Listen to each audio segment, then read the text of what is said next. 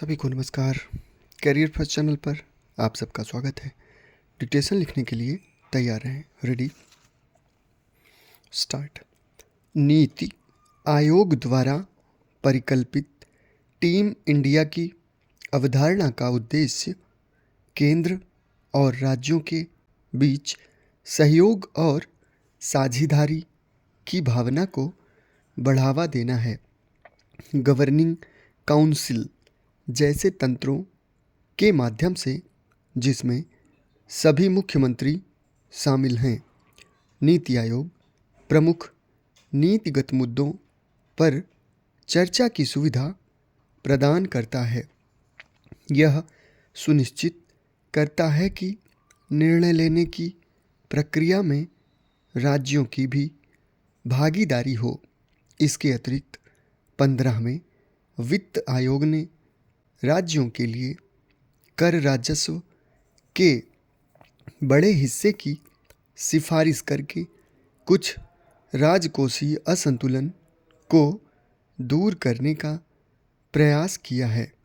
यह राज्यों को वित्तीय रूप से सशक्त बनाकर और केंद्र पर उनकी निर्भरता को कम करके सहकारी संघवाद को सुदृढ़ करने की दिशा में एक सकारात्मक कदम है।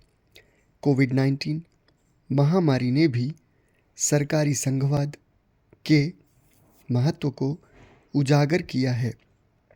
महामारी के प्रबंधन के लिए केंद्र और राज्य सरकारों के बीच घनिष्ठ समन्वय की आवश्यकता थी। यद्यपि विशेषकर वैक्सीन वितरण और लॉकडाउन प्रक्रियाओं जैसे मामलों पर कई बार असहमति हुई, संकट ने यह स्पष्ट कर दिया कि राष्ट्रीय महत्व की समस्याओं के समाधान के लिए एक सहयोगी दृष्टिकोण की आवश्यकता है।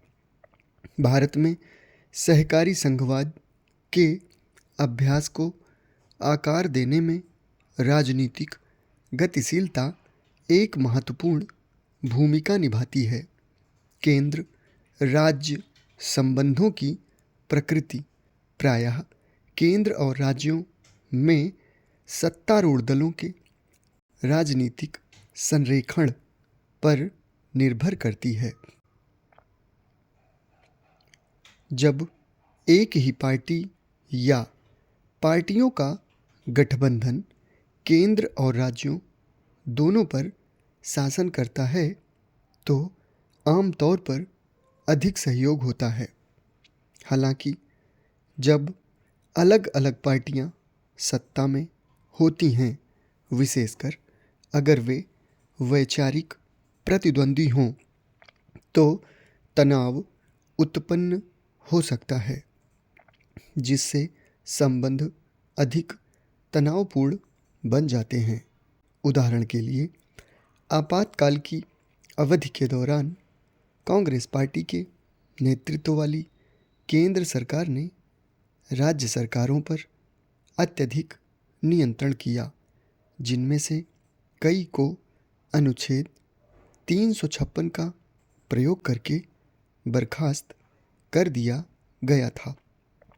इस अवधि को प्रायः सहकारी संघवाद के विघटन के उदाहरण के रूप में उद्धृत किया जाता है। दूसरी ओर, केंद्र में गठबंधन सरकारों की अवधि के दौरान राज्य सरकारों के साथ परामर्श एवं सहयोग पर अधिक जोर दिया गया था।